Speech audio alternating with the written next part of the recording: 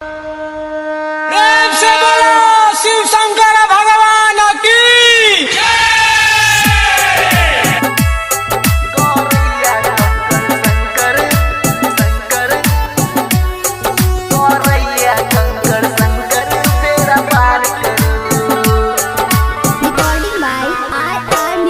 कावड़ लक हम आबै छी बोलबम के नारा गाबै छी। कावड़ लक हम आबै छी बोलबम के नारा गाबै छी। फंस गेलौं बीच मझधार यौ उपकार करू।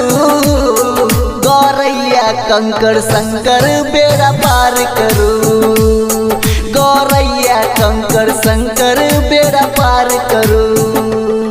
कावड़ लक हम आबै छी बोलबम के नारा गाबै छी। कावड़ लक हम आबै छी बोलबम के नारा गाबै छी। फंस गेलौं बीच मझधार यौ उपकार करू।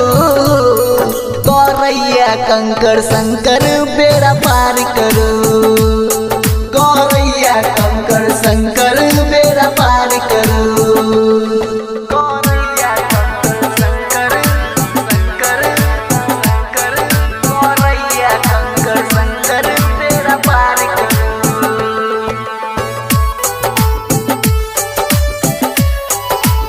बोलो बोलो बाबा बैजनाथ की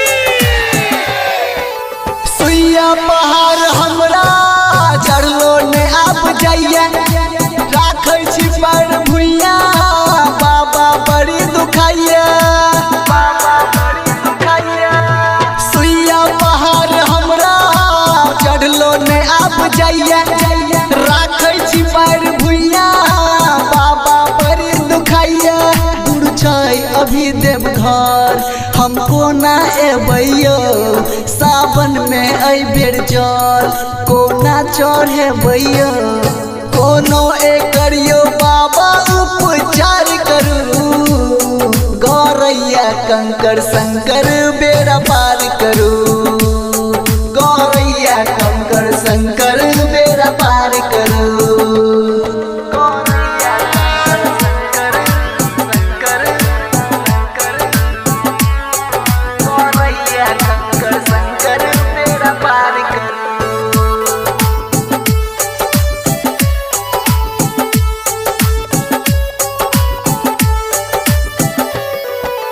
टूटैया बाबा हिम्मत सुतल छी कतऽ जाके।